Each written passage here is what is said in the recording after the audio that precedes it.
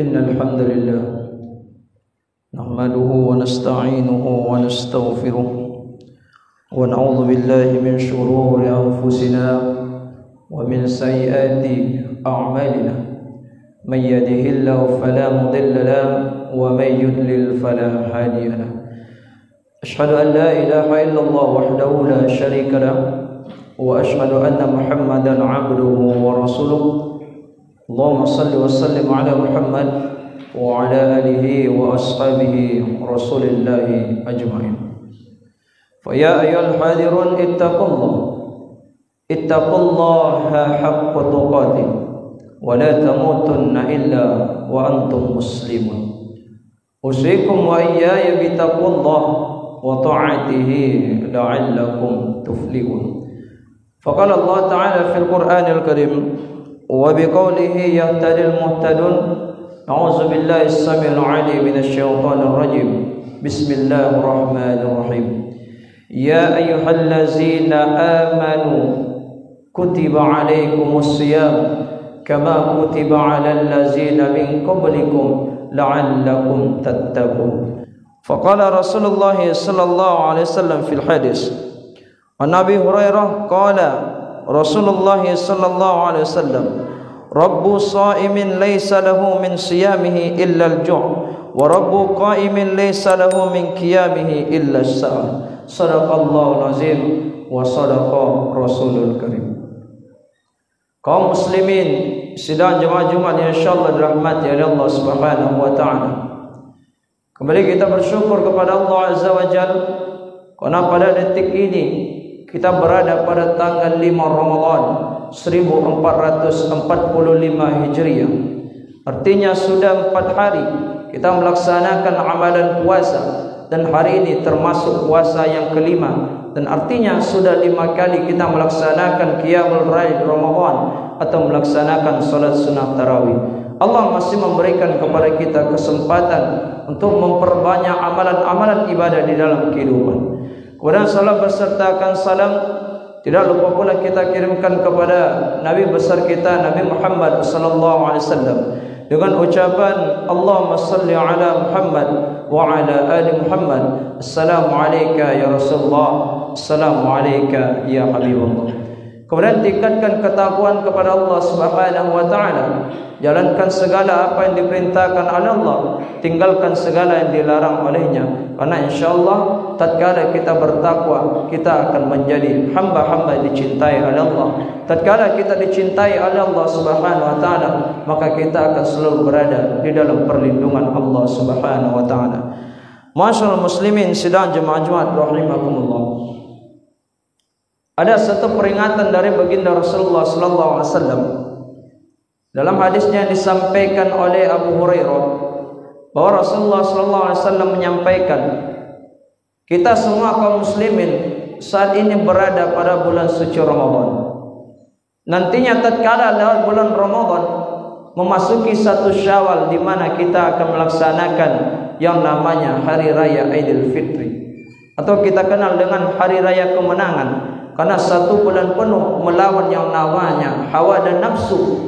Namun kata baginda Rasulullah sallallahu alaihi wasallam, kita bisa berada pada bulan yang mulia, kita bisa berada nantinya pada hari yang fitrah insyaallah, tetapi tidak semua dari kita pantas untuk melaksanakan hari raya Idul Fitri. Tidak semua dari umat Rasulullah pantas untuk melaksanakan merayakan hari kemenangan. Karena baginda Rasul mengatakan akan ada orang-orang di mana mereka yang pada waktu siang berpuasa tetapi tidak mendapatkan balasan pahala, hanya mendapatkan rasa lapar, hanya mendapatkan rasa haus. Dan pada malam harinya mereka melaksanakan ibadah-ibadah malam, solat-solat malam, terbangun pada tengah malam, tidak mendapatkan apapun kecuali rasa kantuk saja. Makanya kaum muslimin rahimakumullah, melaksanakan amalan-amalan Ramadan ini sangatlah susah. Andai kata kita hanya berpikir berpuasa hanya menahan rasa lapar, hanya menahan rasa haus saja, orang-orang di luar Islam, bahkan seekor hewan pun mampu untuk melaksanakan hal tersebut. Namun yang paling sulit adalah bagaimana menahan diri kita untuk mengendalikan hawa dan nafsu, untuk mengendalikan keegoisan, mengendalikan amarah di dalam diri kita selama melaksanakan amalan Ramadan. Itu adalah hal yang paling sulit kaum muslimin rahimakumullah. Kaum muslimin rahimakumullah, bagaimana caranya agar kita mampu melaksanakan ibadah Ramadan ini dengan sebaik-baiknya? Yang pertama, ingatlah, coba kita lihat kaum muslimin, sebelum memasuki bulan Ramadan, bulan Rajab, bulan Sya'ban, berapa banyak dari saudara-saudari kita yang mungkin memiliki tujuan dan niat yang sama, ingin melaksanakan bulan suci Ramadan, ingin melaksanakan ibadah puasa, ingin melaksanakan salat sunat tarawih, bahkan mereka berangan-angan ingin melaksanakan hari raya Aidil Fitri. Tetapi berapa banyak dari saudara kita yang terlebih dahulu kembali kepada Allah Subhanahu wa taala. Berpikiran baiknya kaum muslimin rahimakumullah, bisa jadi saudara kita yang terlebih dahulu dipanggil sebelum Ramadan meninggal dalam bulan Rajab, wafat dalam bulan Sya'ban. Bisa jadi Allah mengatakan, wahai fulan, wahai fulana, sudah cukup ibadah kalian. Kalian sudah menjadi orang baik, tidak memerlukan Ramadan untuk mendapatkan ampunan. Dan kita kaum muslimin rahimakumullah, bisa jadi dipertemukan dengan bulan suci Ramadan adalah kesempatan yang diberikan oleh Allah untuk mengambil rahmatnya, kesempatan yang diberikan oleh Allah untuk memohon ampunannya, kesempatan yang diberikan oleh Allah untuk memperbanyak amalan ibadah kita. Makanya Allah mengatakan, wal tanzur nafsum ma qaddamat liwud. Coba perhatikan kembali, apakah siap banyak bekal kita menghadap kematian. Kaum muslimin sidang jemaah Jumat rahimakumullah, hal yang paling sulit di dalam Ramadan itu yang pertama adalah bagaimana cara mengendalikan hawa dan nafsu.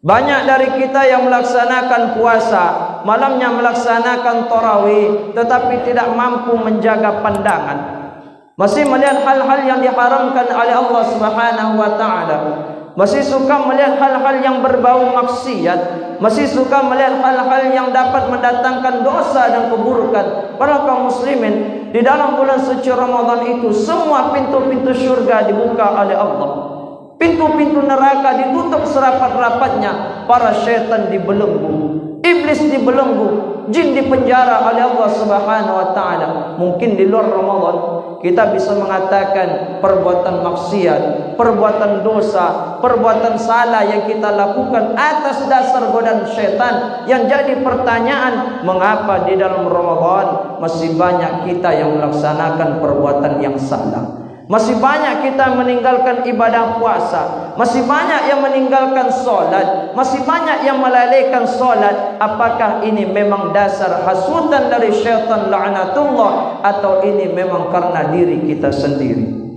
Kemudian yang kedua, kaum muslimin rahimakumullah, selama bulan suci Ramadan, jaga yang namanya lisan. Tanpa kita sadari, tanpa kita pungkiri, kita melaksanakan hablum minallah dengan sebaik-baiknya. Puasa melaksanakan hablum minallah, salat melaksanakan hablum minallah, tarawih mendekatkan diri kepada Allah, tadarus mendekatkan diri kepada Allah, salat mendekatkan diri kepada Allah Subhanahu wa taala. Di bulan Ramadan sibuk berpuasa, sibuk tarawih, sibuk tadarus, sibuk tahajud dan lain sebagainya. Namun banyak kaum muslimin rahimakumullah, kita yang memperbaiki hablum minallah, tetapi kita merusak hablum minannas. Banyak dari kita yang berpuasa tetapi tidak mampu menjaga lisan kita. Kalau Nabi mengatakan, man kana yu'minu billahi wal yawmil akhir falyakul khairan aw liyasmut. Kalau kalian beriman kepada Allah, beriman kepada hari akhir, maka tandanya, kata Rasulullah, falyakul khairan, ucapkan perkataan yang baik, aw liyasmut, atau tidak, lebih baik diam. Terkadang ma'asyiral muslimin, kita lupa, kita sadar, kita tahu lisan kita sering menyakiti orang lain, lisan kita sering melukai hati orang lain, lisan kita sering membuat orang lain kecewa.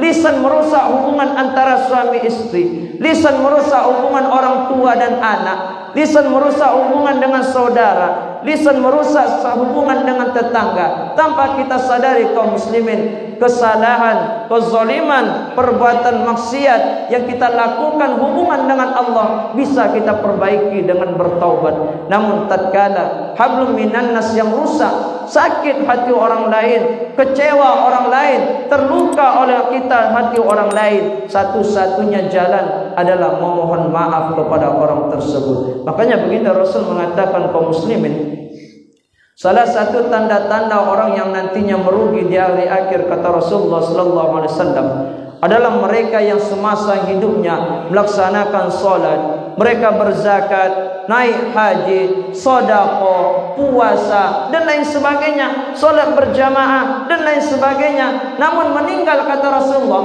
dibangkitkan nantinya yaumil mahsyar di depan pengadilan Allah Subhanahu wa taala, amalan ibadah mereka tiada berguna.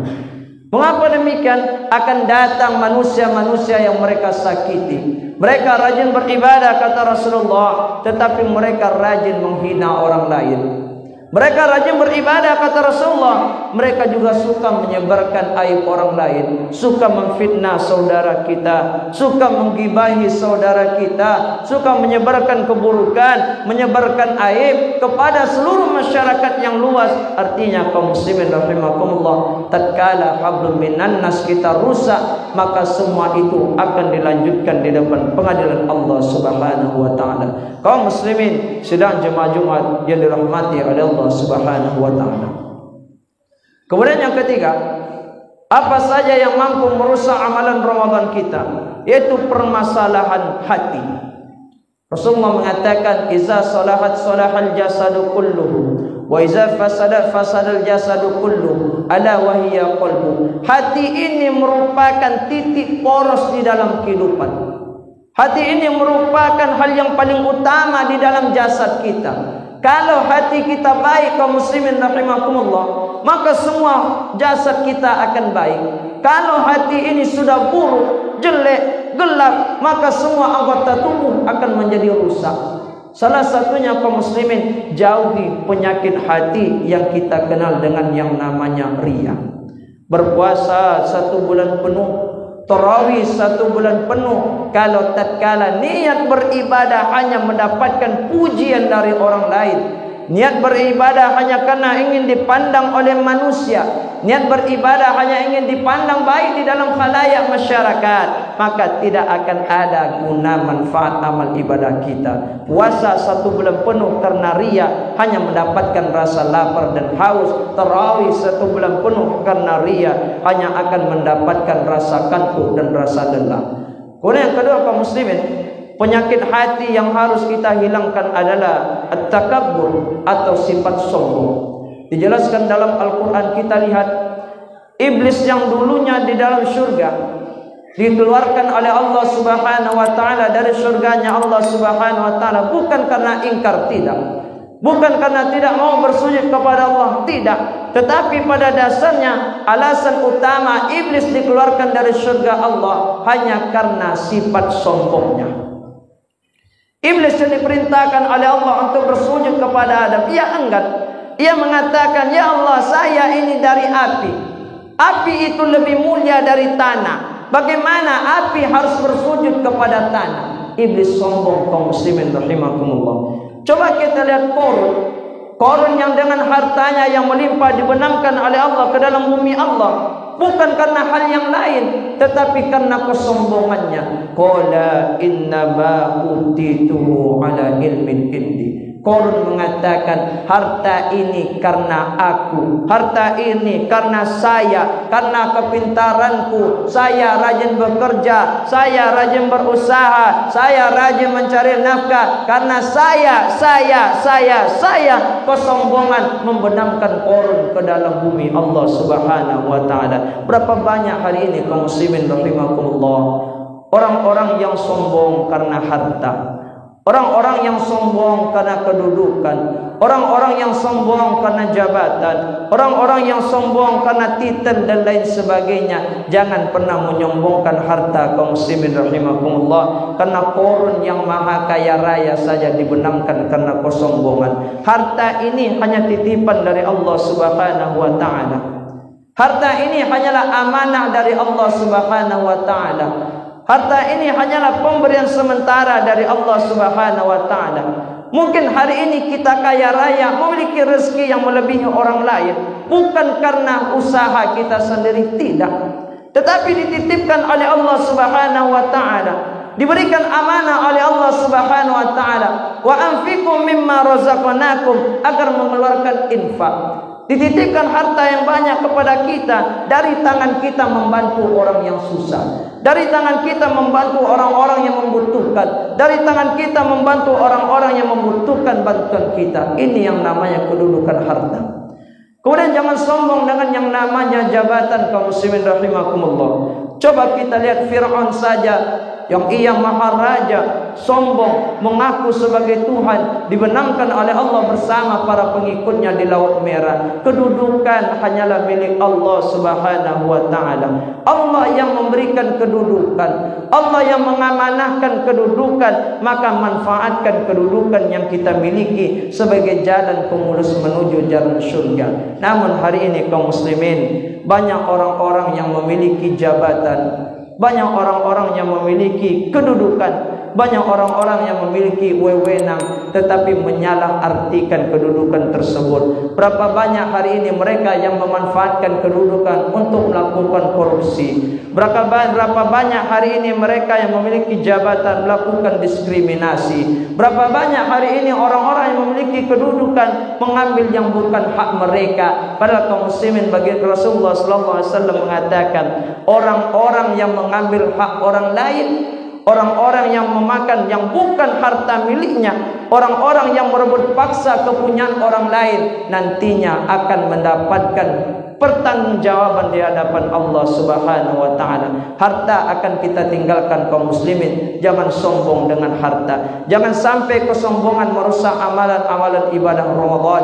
tapi jadikan kesombongan tersebut, kekayaan kita tersebut untuk memperbanyak infak sedekah di dalam bulan suci Ramadan. Jangan jadikan jabatan menjadi kesombongan pengantar kita ke jalan neraka Allah, tapi jadikan jabatan tersebut untuk membantu orang lain, memudahkan jalan orang lain, saling menolong orang lain, saling membantu saudara kita. Karena tatkala kita meluruskan, membantu, memberikan kemudahan bagi orang lain, adalah salah satu orang-orang yang akan menjadi pengguna surganya Allah Subhanahu wa taala. Oleh karena itu kaum muslimin rahimakumullah, hari ini kita berpuasa pada hari yang kelima Ramadan. Coba tanyakan ke dalam diri kita, apakah 4 hari yang berlalu kita sudah melaksanakan amalan Ramadan dengan sebaik-baiknya? Kita sudah melaksanakan puasa dengan sebaik-baiknya, dengan keimanan dan ketakwaan, melaksanakan qiyamul lail dengan sebaik-baiknya karena Allah Subhanahu wa taala, ataukah kita menjalankan puasa termasuk golongan orang-orang yang merugi, orang-orang yang hanya mendapatkan rasa lapar dan haus, orang-orang yang hanya mendapatkan rasa kantuk dan lelah saja? Itu semua ada jawaban kepada kita kaum muslimin. Jika ingin ikut merayakan hari raya Idul Fitri, hari kemenangan, maka jalankan Ramadan ini dengan penuh keimanan. Jauhi segala perbuatan maksiat, jauhi segala jalan-jalan yang menjadi penghancur amal ibadah. Namun andaikan kita menyia-nyiakan Ramadan tahun ini, Ramadan datang sibuk dengan dunia, Ramadan datang sibuk dengan maksiat, Ramadan datang sibuk dengan hal yang sia-sia. Percayalah kaum muslimin, belum ada jaminan bertemu dengan Ramadan tahun yang akan datang. Fa'tabiru ya ulil absar la'allakum turhamun.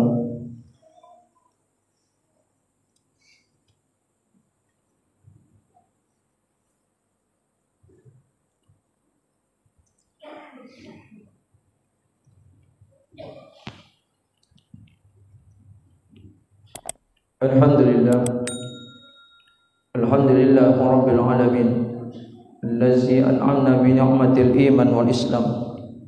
Asyhadu an la ilaha illallah wahdahu la syarika lah, wa asyhadu anna Muhammadan abduhu wa rasuluh.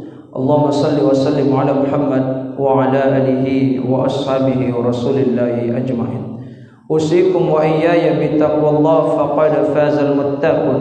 إن الله وملائكته يصلون على النبي يا أيها الذين آمنوا صلوا عليه وسلموا تسليما.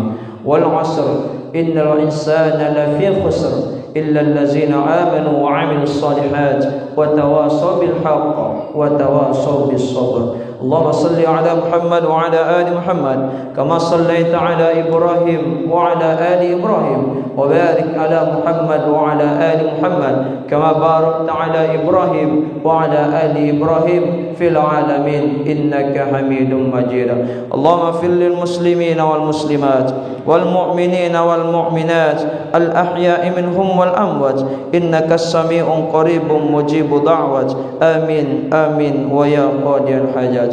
اللهم أرنا الحق حقا وارزقنا اتباعه وأرنا الباطل باطلا وارزقنا اجتنابه. يا مقلب القلوب ثبت قلوبنا على دينك. اللهم إنا نسألك بحسن الخاتمة ونعوذ بك من سوء الخاتمة. اللهم إنا نسألك الفردوس دون الحساب ودون العذاب. ربنا ظلمنا أنفسنا وإن لم تغفر لنا وترحمنا لنكونن من الخاسرين. ربنا لا تزغ قلوبنا بعد إذ هديتنا وهب لنا من لدنك رحمة إنك أنت الوهاب. ربنا تقبل منا دعاءنا يا الله إنك أنت السميع العليم وتب علينا يا الله إنك أنت التواب الرحيم. ربنا آتنا في الدنيا حسنة وفي الآخرة حسنة وقنا عذاب النار. عباد الله إن الله يأمر بالعدل والإحسان وإيتاء ذي القربى وينهى عن الفحشاء والمنكر والبغي يعظكم لعلكم تذكرون. فاذكروا الله يذكركم وادعوه يستجيب لكم ولذكر الله أكبر. أقيم الصلاة.